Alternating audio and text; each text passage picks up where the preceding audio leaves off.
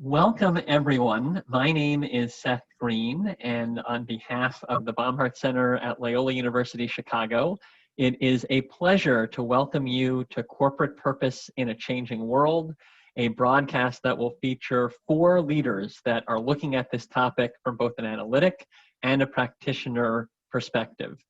And let me just tell you a little bit about our agenda and who we are as a center, and then we are going to jump right into the content.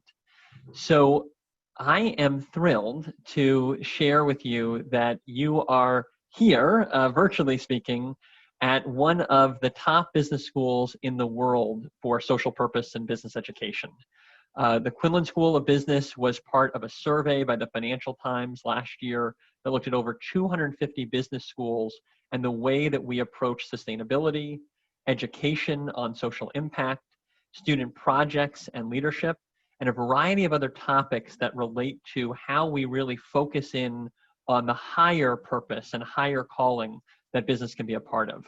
And our school was one of 4 in the entire world. There was 1 other in the US and then 2 in Europe that were exemplary in 3 or more categories. And so while we have always been a great business school, we are especially proud that we are leading the movement for purpose in business education. And we're grateful to have all of you as our partners in that mission. We have 2 focuses as a center within Loyola University Chicago. The first is that we prepare leaders for impact. And so one of the jewels of our work is the Baumhart Scholars MBA, the first MBA in our country that is exclusively at the intersection of purpose and profit, where you're constantly thinking about how do you integrate purpose into everything you do. So when you're in marketing, you're looking at how can I build a brand that defies stereotypes instead of reinforcing them. And when you're in accounting, you're thinking about the sustainability metrics as well as the financial. We also are trying to raise standards in business. We believe it's a 2-pronged approach, that we need people to be ready to lead this movement, and we need the business community to see this as ultimately vital to their performance. And so one of the ways we raise standards is taking the incredible research of scholars like Jennifer Griffin, who's a world-renowned scholar at Loyola on corporate social responsibility, and taking the lessons that she brings us and putting those into an award series called Innovator in Social Business that looks at companies that are in real life putting these values into practice. And so you can see here our awardees in 2020. And we believe that their approach is truly changing the future of business at large. So with that, let me turn it over to our incredible colleagues at Deloitte, who are going to provide a strategic overview of corporate purpose in a changing world. We have Kristen Sullivan, who is a partner at Deloitte, and we have Amy Silverstein, who we think of as a beloved Leadership Council member at the Baumhart Center, and who is also a senior manager at the Monitor Institute by Deloitte. And so Amy and Kristen, the floor is yours, and then we're going to come to a conversation with Holly and Stephanie afterward. All right, terrific. Thank you, Seth, for that gracious introduction, and such a pleasure to be with all of you today. Be with air quotes. As Seth said, I'm Amy Silverstein. I lead our purpose strategy offering at Deloitte. And the purpose strategy is one component of our broader ESG purpose and sustainability practice, which is led by my colleague, friend, and co-author, Kristen Sullivan, who Seth just mentioned. And in sharing some of our intro, I'm doing that intentionally to give you a sense as we come into this conversation of how we approach purpose and sustainability at Deloitte and ESG. So when we talk about purpose strategy, we are working with Fortune 500 companies across the US to help design, activate, measure, and communicate their corporate purpose, and sometimes connected specifically to ESG strategies and sometimes integrated directly into core business strategy. And then we work across the entirety of our 4 businesses to help drive purpose-led transformation and drive those strategies into every aspect of a global enterprise, through the talent organization, the investor relations, et cetera.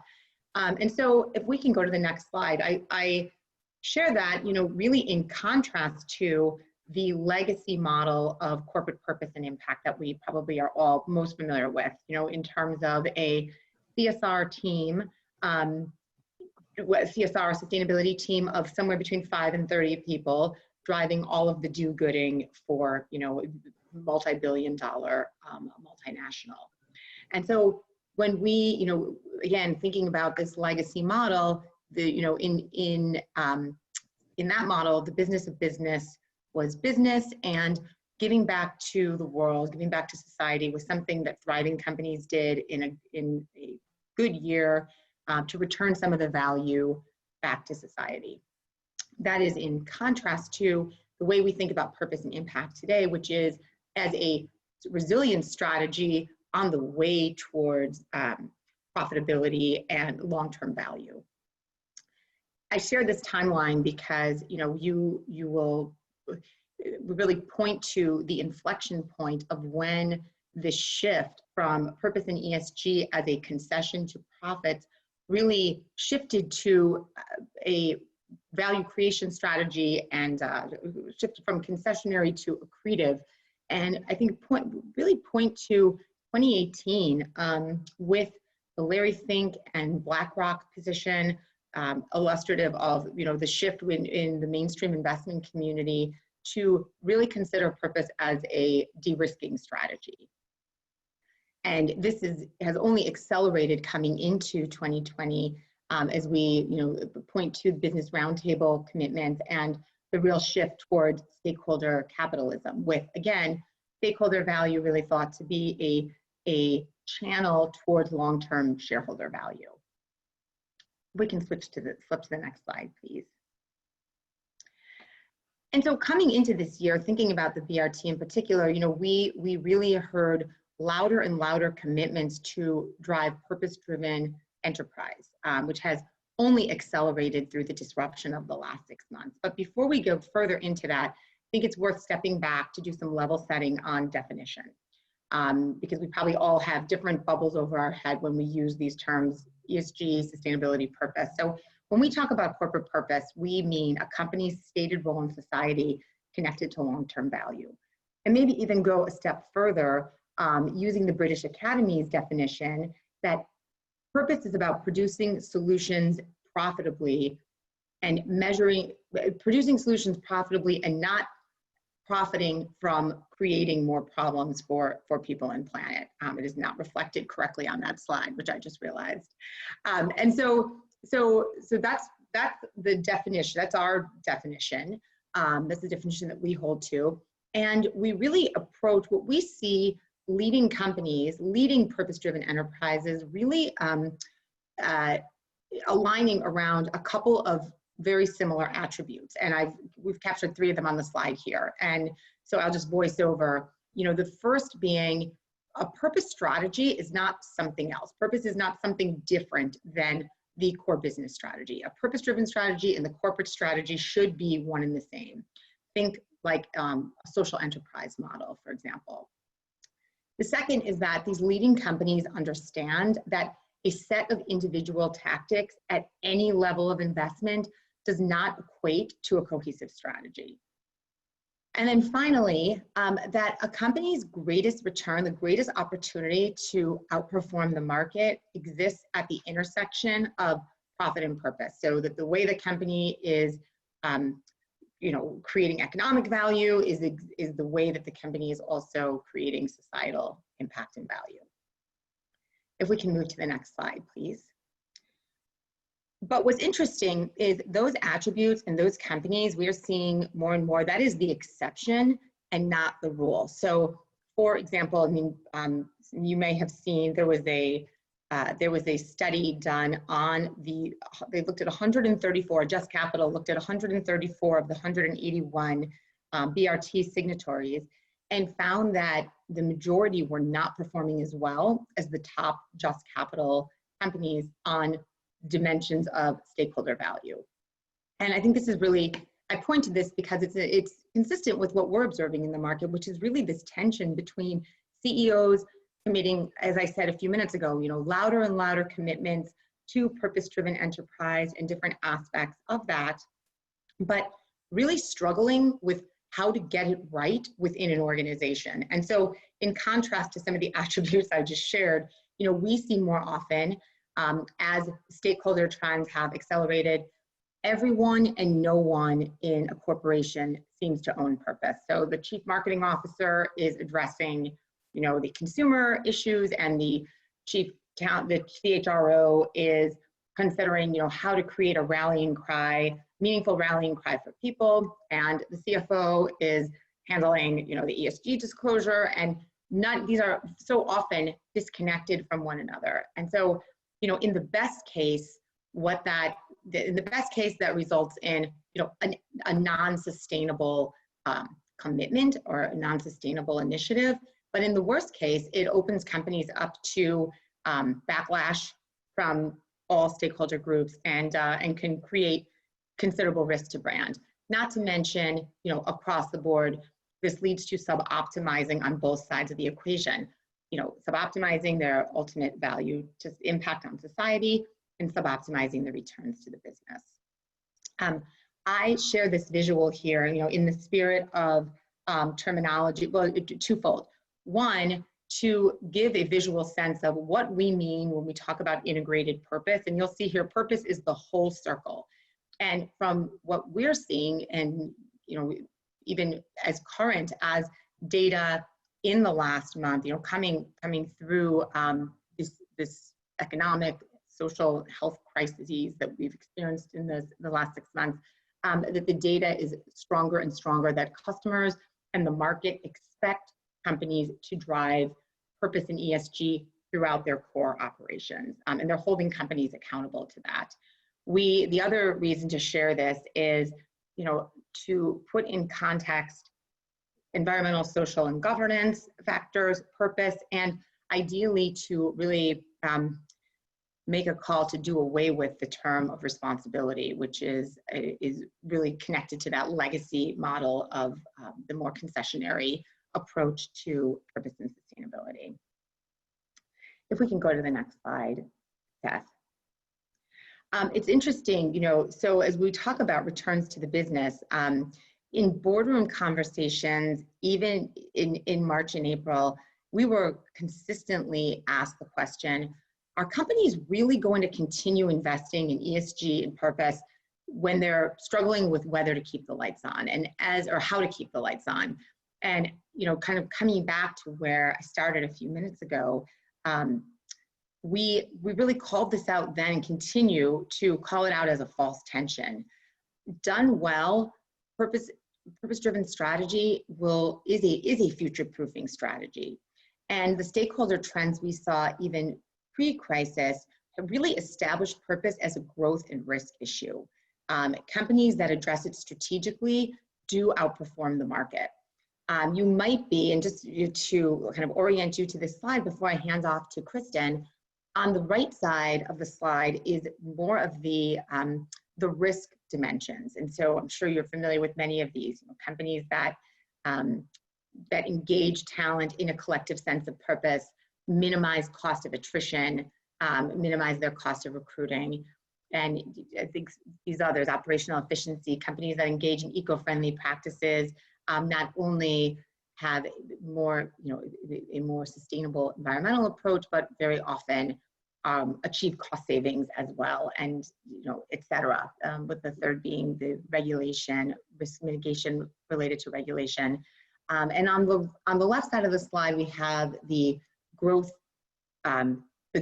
levers, including brand, products and services. Companies that approach innovation from a social intent have achieved significant innovation. I think of Tesla, et cetera, and financial markets. So the access to new sources of capital and reduced cost of capital overall.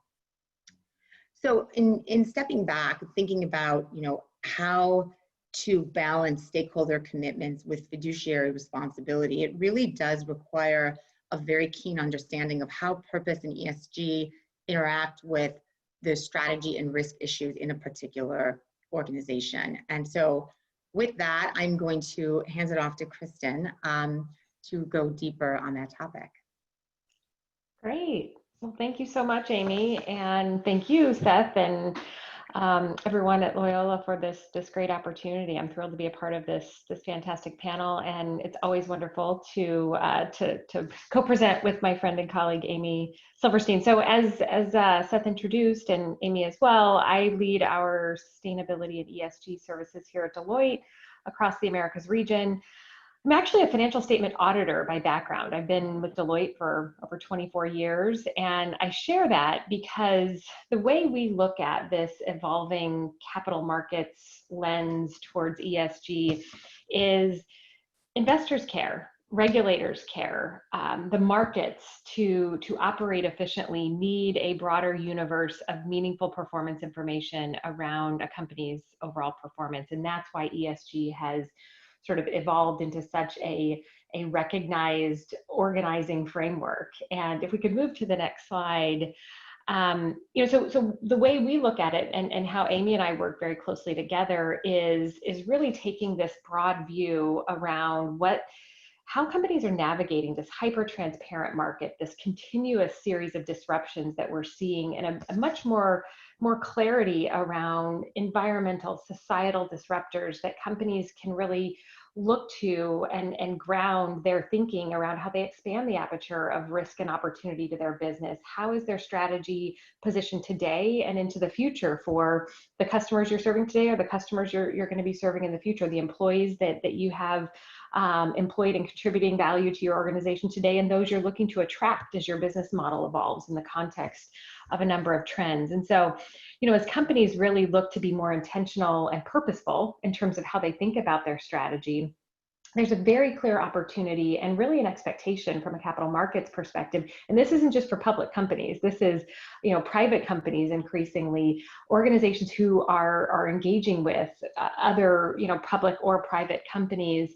This just very clear signal that transparency around how an organization is thinking about their impacts and dependencies on the environment and society is table stakes, and putting in place a mechanism to truly integrate ESG factors as your stakeholders, as the capital markets are defining them, into your existing management systems really enables the company to more effectively operationalize the management of these issues aligned with the business strategy and the purpose of the organization, but also effectively communicate to these critical stakeholders who are either assigning value, who are making investment decisions or commercial decisions of other forms, that being very intentional about the alignment of how ESG is really a mechanism to operationalize and then ultimately demonstrate how you are living up to your purpose and delivering on your purpose for a universe of stakeholders.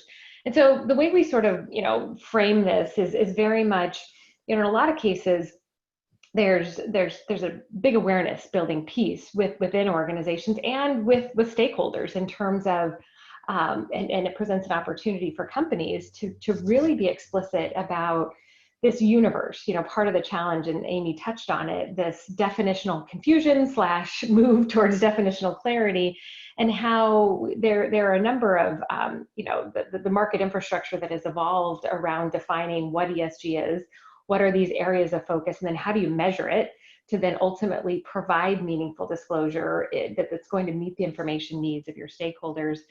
It's taking a very intentional and systematic approach to, again, how you think about the dependence of your business on human capital, on natural capital, as well as the impacts, right? How are your business activities actually impacting the environment around you, society around you? And how do you put in place an effective governance structure that brings that strategic lens all the way up to the board of directors through their role as stewards of long-term value and overseers of risk? And how do you really organize in a very clear, strategy-aligned way what are these areas of impact and dependence? And then how does the business strategy contemplate those considerations in the way you're delivering value for your critical stakeholders, not just your customers, not just your investors, not just your employees, it's suppliers, it's regulators, it's that universe of relevant stakeholders who can and increasingly do influence your ability to drive your strategy and meet your strategic objectives. So this slide just really tries to capture, in a snapshot, that intersection with this broadening the aperture of stakeholders as you think about being very intentional around your business strategy and the information needs in terms of how you're actually going to demonstrate your performance aligned to your broader purpose. And then what are those areas of impact and dependence? Everyone wants to have sort of a framework that very clearly helps the company articulate the areas of focus, how investment in certain areas is going to derive future value, whether it's in talent, in human capital, in diversity and inclusion initiatives, or in energy efficiency activities, in improving the profile of your packaging or your products that you're using to penetrate new markets. So how do you organize those opportunities aligned to the business strategy and then put in place the very clear, concrete, and disciplined manner of measuring information that will ultimately lend itself to high quality disclosure? We talk a lot about professionalizing ESG and encouraging companies to apply a similar level of rigor and discipline and control environment and governance to how you think about these issues. What is the data that you need? How do you access it? How confident are you in that data? Who's responsible for accessing, analyzing, managing, and ultimately assembling to present this information through meaningful disclosure? And how is management and the board in a position to draw that connectivity in terms of performance under this broad ESG umbrella, and how it's lending itself to long-term value creation, that long-term revenue, minimizing risk and driving productivity? We have a very clear series of steps that are presented on this slide that as Amy mentioned before, and the way our teams work together under a broader umbrella is, clearly helping companies, think through and be very intentional around their purpose. And what does that mean as they think about recalibrating or shifting? Why are you in business and how are you going to remain relevant? And what are the mechanisms, those institutional, that organizational capacity that's necessary to really operationalize the consideration and put in place that high quality, rigorous management systems and monitoring mechanisms that allow you to be responsive.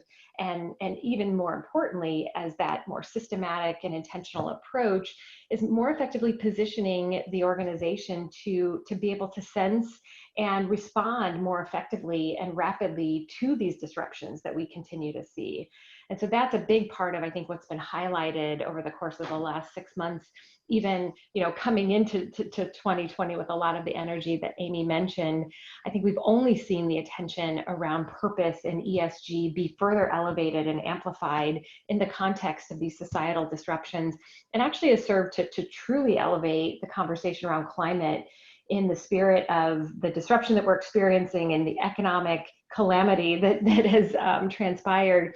How do we take some of these lessons learned and think about the interdependence from a societal and environmental standpoint, and put measures in place to more effectively drive resilience through this climate crisis that we're experiencing today, and it's only going to get worse. So it's certainly served to elevate that attention around the steps that companies, management, boards, and the capital markets should be taking to more intentionally organize and drive long-term value. So if we move to the next slide, and I want to be cognizant of time here, I think just building off of some of the points that Amy made, and this really all comes down to, again, within an organization, generally a public company is sort of the profile of the company that we're generally working with. It's how do you truly take, as Amy talked about, these, whether it's CSR activities or corporate citizenship activities that have been largely driven sort of outside of the business, right? Sort of, bolt-on activities that have been of high value for a number of stakeholders, but haven't been truly institutionalized into the business and into the risk consideration and the strategy of the business. How are you actually delivering value versus what are you doing with the profits after you deliver that value? And so we have sort of a maturity here where, and naturally, this is exactly that, a maturity that companies go through in terms of, navigating their business, their industry, their global footprint, the pressures from various different stakeholders, how that serves to accelerate their activities and the investment that they make, and over what time horizon. So you're first in more of a responsive and compliance-driven phase where you've got limited oversight from an overall management and governance perspective. You're doing a lot of ad hoc things, not centralizing, not optimizing, not driving synergies and efficiencies. Then you move into, beyond this compliance driven, we're meeting sort of the responsiveness activities that are sort of table stakes to how do we shift this compliance mindset to there's value, there's a value play here, and how do we get more intentional and more integrated in the way we think about ESG as a tool to truly demonstrate how we're delivering value to our stakeholders and delivering on our purpose more broadly. How do we begin to integrate these activities into traditional management systems, roles and responsibilities, all the way up to an integrated, sort of the optimal state of an organization where there isn't a sustainability strategy, there's just a business strategy, and that has a very clear purpose and integrates these factors in just a very systematic way from a risk strategy, governance, control environment, measurement, and ultimately monitoring, disclosure, and assurance standpoint. And engaging the board is a critical lever in terms of how to activate this at scale and have that continuous guidance, oversight, and challenge to management in terms of bringing that perspective, that independent perspective to the way the company is navigating their strategy and risk. And so we just have a bit of a snapshot here in terms of some of the practical considerations around how companies are increasingly organizing around ESG.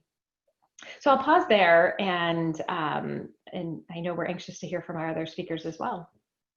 Thank you so much, Kristen and Amy, for laying out the power of purpose and really giving us a vision for how companies move beyond the legacy of social responsibility to a place where they're truly integrating this across their entire enterprise and ultimately enhancing the value of their company and of their impact in the world. And when I heard this information from Amy and Kristen, who wrote a powerful piece in their publications at Deloitte, I immediately thought of two companies that in my mind are truly role models in integrating. And so that is what we wanted to do now, is actually bring you two real life, tangible Chicago, connected examples of companies that are public. And so they are ultimately responsible to shareholders, but who are also very focused on the value they can bring by taking an all stakeholder approach. And so we're going to hear from Stephanie A. Smith, who is the SVP and Chief Inclusion and Diversity Officer at Fifth Third Bank. And we're going to hear from Holly Copeland, Senior Director of CSR Sustainability and Impact at Horizon. And I'm actually going to take off the slides now because this is going to be a conversation, and it is fun to see their enthusiasm in their eyes and faces. And so to get us started, just so we lay this on the table for everyone, in 90 seconds, can each of you give a snapshot of your companies? Describe your role at the company. Stephanie, can we start with you? Yeah, sure. Fifth Third Bank is a 162-year-old organization, financial institution.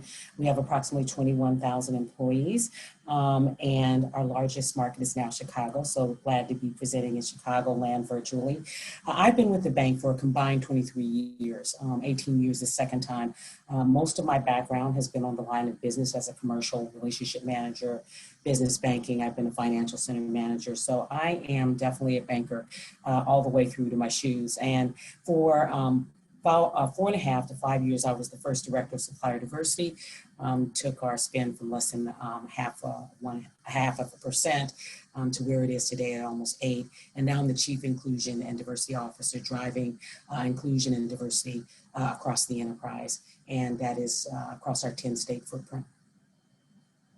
Happy to be with you. Thank you, Stephanie. Holly, who are you and what company do you represent? Oh. I just unmuted myself. Good afternoon, everyone. I'm Holly Copeland. I'm the Senior Director of Corporate Social Responsibility, Sustainability, and Impact at Horizon Therapeutics. It's a pleasure to be here with you all today. I'm excited to share a little bit about our journey, which is really a little bit of a different perspective because we're not more than 100 years old. Actually, we're a company that's just a little over a decade old, so we're very young relative to Fifth Third. but we are a global biopharmaceutical company. We're focused on rare and rheumatic diseases and driven by this simple idea or premise, which is that we believe that science and compassion must work together to transform lives. And, you know, the journey that has evolved from kind of starting on the West Coast, and now we're a global company, as I mentioned, headquartered in Dublin, Ireland. We have roughly 1,000 global employees and 11 medicines in our portfolio.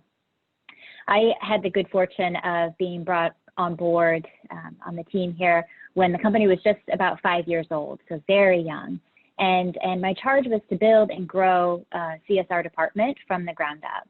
And although at times it has felt as if we were sort of building the plane as we're headed down the runway, it's been an incredibly rewarding experience to be able to create opportunities for our company and our employees who want to give back and to build a bridge between them and programs and people that need support. And I'll have to say, like, we're very proud about what we've been able to build. In fact, People Magazine just named us to their top 50 companies that care list last week. And for us, you know, being named to a list like that, really standing shoulder to shoulder with global giants that have large endowments and foundations that have been giving for decades, is truly remarkable. And I think really speaks to the authenticity of how we show up in our communities and engage with our partners. So I'm excited to share more about that journey and that process with you all today. Well, so and we're going to take this next question in reverse order, Holly. So we'll come back to you and then to Stephanie. I want to start at the leadership and governance level because Kristen ended by talking about how ultimately this needs to be driven at the board level from a strategy perspective. It needs to be understood in the context of how this is key to your risk management and to the broader corporate purpose of the entire entity. And so as we start at the governance and leadership level, you know, how have the boards and executive teams at Horizon shown that purpose is a priority? And how has this evolved over time? I know you've only had, you know, 10 years or so as a company, but those have been eventful years in the context of purpose and the rise of ESG and other factors. And so you're an interesting case study because you were born before this movement fully took root, but now are in a place where you can move potentially quickly as a young institution to embrace the moment. I mean, that's exactly right. It was really interesting hearing Kristen present the research because I do feel like we're an interesting case study on how that theory can be applied in the real world. And in our case, you know, we're a little bit unique. We are a public company, right? So we are beholden to our shareholders to derive a profit. Something that's unique about us is that our CEO, our founding CEO, Tim Walbert, happens to be a patient himself. And so for him, there was always this inclination or driving force to build this successful company that integrated giving back from its inception. So he had invested in corporate social responsibility before the company was even profitable, just like he was investing in the development of human resources and business development. And that's kind of a unique attribute for a public company, but really largely driven by his vision of what kind of company he wanted to build. So that ethos that he embedded since the inception of the company has stuck with the culture and kind of scaled with the company's growth. I will say, if you kind of like fast forward to today, you know, it's interesting because we've now, you know, our board of directors, of course, is hearing about ESG like most boards are now, and that's driven by a couple of variables. But I would say most notably, as was shared earlier in the presentation, is investors are now starting to demand some sort of activity around or reporting around ESG metrics. And so that pressure has sort of heightened the awareness of boards to pay attention to this, and at least to want to have a deeper understanding of what it is and how the company is in a position to respond to it. So we've got this kind of top-down pressure that's starting to happen, and we're seeing that at Horizon. Separate from that, you know, in our case, we've got the CEO leadership, which is also helpful in the executive team, but we've also got this bottom-up pressure that's happening too. And it's not just from leaders like me, like CSR-oriented individuals that have impact and purpose as a part of their day-to-day function, but also from the workforce, right? So you're hearing all these new studies that was also shared earlier in the presentation from an HR perspective, recruitment of talent, retention of talent, employees care about more than just their salary now. They want to know that they're showing up at a workplace that cares about their community, that's giving back and is creating opportunities for the community. So that creates bottom-up pressure. And in my opinion, I think it's created this really interesting, exciting opportunity for companies that want to sort of invest in that bottom up and that top down pressure to create outcomes and really transform the business and transform the way we're thinking about business. To Kristen's point, it's not just a siloed entity anymore, right? Like ESG is really forcing businesses to think about the integration across the business and how can you execute on this new approach to how we approach business. Thank you, Holly. That's a powerful example, and I mean, truly a case study in what it looks like to kind of keep growing toward a more integrated approach to value. And we're going to come over now to what you named as a very different type of company, right? A banking institution, long-standing, and one that in many ways needed to evolve from, a very long time. And, as Stephanie mentioned, when she was doing supplier diversity, they were starting with a spend under 1%, right? So that's a whole different nugget, so to speak, in order to, or needle to move. And so Stephanie, can we come over to you and hear how has that looked at the governance and executive level, and how has that evolved over time at Fifth Third? I think one of the things that, Seth, that we've had to think about as a top financial institution, the 9th largest in the nation and probably 13 or 14 internationally, is that what really was a defining moment for the financial services sector was obviously the financial crisis of 2008 and 9 and going forward, where corporations in general and financial institutions specifically lost a lot of trust from our customers, from our investors, and in our communities. And so there was an inevitable journey for us in terms of how we were going to regain and recapture that trust. And it wasn't going to be through opening more checking accounts. It wasn't going to be through savings accounts. It was going to be how we innovated our workforce, how we responded to the needs of our employees, how we met the needs of our communities, and how we dealt with our customers. And so basically, some synergies came together under our chairman and president and CEO, Greg Carmichael, so that in 2016, here are some things that we started to do because, as you heard from Amy and Kristen, all of this sort of started as a disparate sort of fragmented effort. So we have our facilities group working on our sustainability. I'm in sourcing working on supplier diversity. Human capital is working on inclusion and diversity. Investor relations is taking the call from BlackRock. And none of us are talking about any of this in terms of an integrated approach and a strategy and social purpose. And so there are a couple things that we began to do, and then we moved toward the ESG as ESG became a burgeoning ideology. So in 2016, one of the first things that Greg Carmichael did is close the wage gap. Our minimum wage in 2016 was $12 an hour. We increased that to $18 an hour, one of the first banks to do this aggressive increase of 50% in 2 years, making our minimum wage around $40,000 a year. With a workforce that's 60% women, you can only imagine how that impacted, what the impact was to our employees. Next, in 2019, we accepted the salary pay band history, where we would, in the city of Cincinnati, which is where our headquarters is located, our city council here basically said, we're not accepting any applications that include historic salary for women or for anyone. As you can imagine, if you don't have to pay if you don't have to disclose your historic salary, and for most women in the United States of America, there's like 74 cents on the dollar versus our white male counterparts and even lower for minorities, not having to disclose that really allows them to get to parity. We announced that, not in Cincinnati, across our 10-state footprint. So those were some of the initial synergies that began to swirl around that created our first CSR report that culminated in our first corporate and social responsibility report in 2018. outlining some of the efforts that we were doing. At the same time, we brought some of these disparate groups together, corporate social responsibility, our community and economic development area, our supplier diversity, our inclusion and diversity.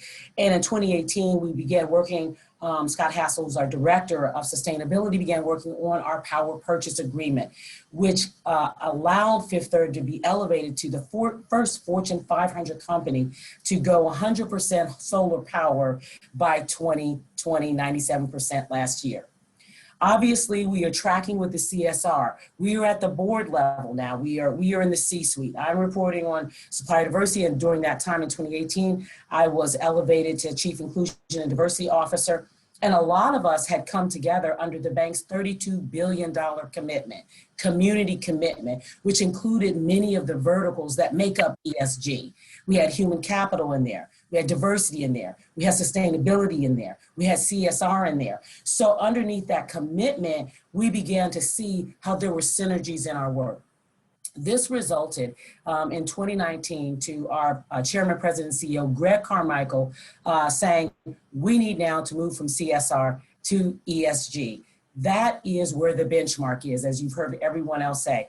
We want to be a best-in-class bank. We want to be a top quartile financial institution. We want to be the bank of choice. In order to reestablish trust with our customers, our communities, our employees, we established a vision to be the one bank that people most value and trust. ESG, the metrics, the dynamics underneath these initiatives are really the framework that is going to drive us to accomplishing what our vision is. Now ESG reports to our nominating and governance committee, which reports directly to the board. And I'm proud to say it is a cross-functional team of across the bank, including inclusion and diversity, including investor relations, including our community and economic development and corporate responsibility. So we have now learned through our many strategic initiatives that ESG is the way to go, cross-functional is the way to go. And now all of us are presenting that in one committee that has been established. We now have an environmental, social, and governance committee where we make these decisions across the board in terms of our environment, in terms of what we're doing for our workforce and our communities, as well as how we're providing support and oversight from a governance perspective. Stephanie, thank you so much. That is such a powerful example and an inspiring one. And what's amazing is in a 100-plus-year-old institution, how quickly and swiftly you've moved. Within 2 years, 50% pay increase, really making sure that, you know, that front line is getting what they deserve in a world where there are a lot of injustices. And what is striking too is how you've taken one of the, you know, big insights in the academic literature that the best place to have purpose is where you're already making an impact. So, you know, you are having an impact whenever you're paying people. You're having an impact whenever you're spending, right? And so if you start there, there's so much more opportunity for real gain. And the example you gave of, you know, 6 in 10 of these employees are women. Imagine what this means for families. Imagine what this means for communities. So I have 2 more questions, but I only am going to kind of ask one because I want to make sure we get to some audience Q&A. So I'm going to kind of put them together, which is I'm eager to hear from both of you about the metrics or tangible examples. And I want 2 sides of this. I'd love to hear, you know, a metric or tangible example on the impact front. But then I'd also like to hear, how do you know this is actually business case supported? How do you see that in performance in a way that you can tie back so that you can sustain and grow on this integrated purpose approach? And Holly, we'll start with you on this one. Sure. So the best example that I would like to share that's related to this is kind of building on the remarks that we just heard around equity. And so for pay equity, in our case, is something that we embarked upon this past year. Less than 1% of companies globally can actually state that they have pay equity. And our leadership, our executive leadership, really felt like this was a prime example of how you can pull that commitment to community and ESG through the business, is to pay people equally for equal work. So I'm very proud to state that we did the survey with the intention of rectifying any potential issues that came up. And what the data actually proved is that we had pay equity for women, and not just women, but also across race for men and women. And so, from our perspective, there's the element of measuring the ability to deliver pay equity and the influence that that has, again, on a recruitment and retention standpoint, right? We can now say publicly, hey, whoever might be interested in working for Horizon, whether it's in research and development or facilities or human resources, we pay you equally for your work. And that attracts the kind of talent that helps further develop and fuel the culture that we have at Horizon. Measuring that, that's something that we're starting to explore now, right? So the first step is instituting the policy, pulling it through the business. The second step is understanding the long-term effects of that. And I think as a younger company, as we're starting to grapple with these things, it's figuring out what the best approach is for measuring that impact. And so, it's equally important to hear from leaders who are kind of further ahead in the journey and further ahead in the process than us, so we can glean best practices and think about what might work for us. But what we've done thus far is build a cross-functional internal team. It's our ESG working group, and it includes all the major decision makers across the company that have an influence on ESG. That committee now rolls up into an executive steering committee, which then has responsibilities to the board. And that's all a relatively new process. But the idea there is, let's create a structure of oversight. Let's start identifying these specific areas that we know are important related to ESG. And let's start the process of thinking about how we can pull it through the business and incorporate accountability along the way. Thank you, Holly. And I will say that as I think about your business, knowing some of the people and some of the impacts, I really think of that chart that Amy showed, where you think about all of these different levers that are being pulled in terms of talent and in terms of regulation. And, you're really in a place where the innovation level is just far above peers.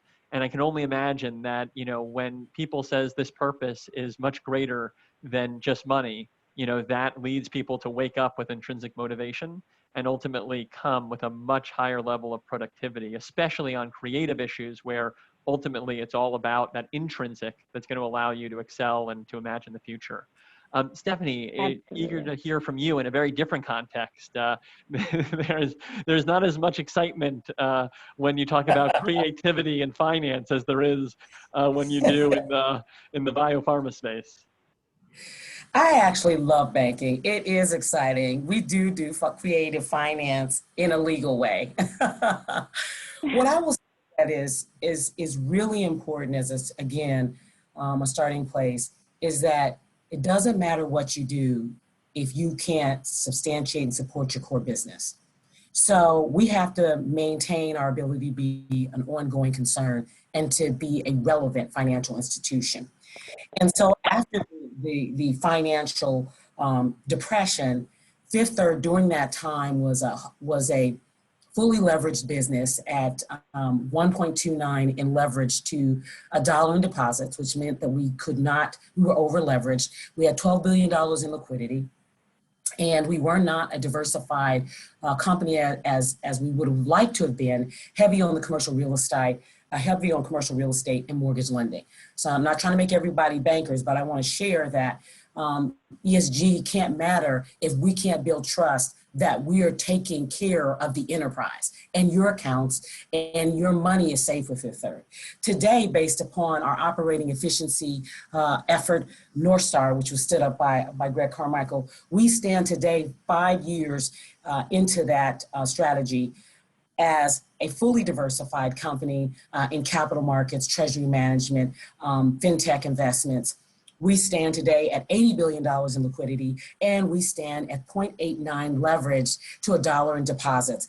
That's the best story you can tell customers, is your money's safe with us. So we've got to start there. Once we say your money's safe with us, then it boils down to, are you safe with us? So we had a needs to improve from a CRA regulatory perspective. Our communities gave us a needs to improve from a regulatory rating perspective. Unlike others, we actually do get real feedback. So we stood up that $32 billion commitment, which was wholly comprehensive of a lot of the things that we do in our communities and with our employees, and mobilized our volunteering. We've been a strong volunteering and philanthropic organization with the oldest corporate foundation established in 1949, the Fifth Third Foundation in the nation. We took that effort and then took that needs to improve that we receive from our customers in our most marginalized communities to an outstanding within a 24-month period. That speaks to who you are and what you're willing to do and the investments and commitment that you have, that you are willing to stop your BAU to say this isn't working for our communities and our customers who are living in our most marginalized communities. So we stopped, we developed that strategy, and it worked for us. And we will be coming out with news that I think will be even more exciting. Once you say that, what's going on with your employees? All right, you've got your customers and communities on, you're a thriving enterprise. You've got an outstanding in your marginalized communities that have the most need, the unbanked and underbanked. But what are we doing for our employees? Well, for our employees, they care about what Holly just said, pay equity. We've been doing pay equity surveys since 2011. In 2018, we brought in an outside consultant to review our internal efforts. And you would be surprised that it was it was a very low percentage, a couple $100,000. Fifth Third had done the work for a $200 billion enterprise. To have that small a gap from a pay equity perspective says that we had done the work. Now you've got employees engaged because they're not worrying about whether or not they're getting paid fairly. We've got communities where we're investing. We've got employees where we're investing. We've got customers who know we're a stable enterprise and they care about the investments that we're making. From a sustainability perspective, we're leading the way, and we were ranked number 33 on the U.S. Environmental Protection Agency list of green power partners from the Fortune 500. So we are really committed to everything that is ESG. And the only way that we can do that is to be committed to our customers, our employees, and our communities. Well, these are enormously and immensely powerful examples, and I want to make sure we get to a couple of questions. Charity, you have the first one here. So we enjoy hearing from you directly. Charity, I'm going to unmute you here. Please ask your question and tell us who you are. Thanks, Seth. Hi, everyone. I'm Charity, and I work at Morningstar on our ESG sustainability team. And my question was for Stephanie. You kind of touched on it a little bit, but I'm interested to hear a bit more about how you find the intersection between incorporating ESG into your business strategy in terms of offering more sustainable investments to the marketplace and leading in that way. How do you intersect that into the long-term strategy within your own business segment, whether it be through materiality, or what's the best way from a narrative standpoint that Fifth Third has found with broadening its market reach through ESG investing while also becoming a more sustainable business? We've had, that's a great question. We've had, we've been investing in underwriting green businesses in our North Carolina market for a number of years. And so the energy vertical is one that has been a very robust and thriving vertical for the bank. For, I would probably say, since around when we brought in our head of commercial, Kevin Lavender, around 2011 and 2012, Fifth Third began looking at the energy markets, and now we have a robust business there. I think that as we continue to move through the questions around sustainability and where investments should be made, our credit risk officers are very keenly aware. Again, we have this ESG now that's reporting up through the board, and it reports on everything from risk appetite to products, to strategies, to planning, and we're making recommendations and receiving feedback from the board as it relates to where we feel we should be investing or divesting. So I think that's an ongoing conversation. When you think of it, for a 162-year-old company, ESG is a baby.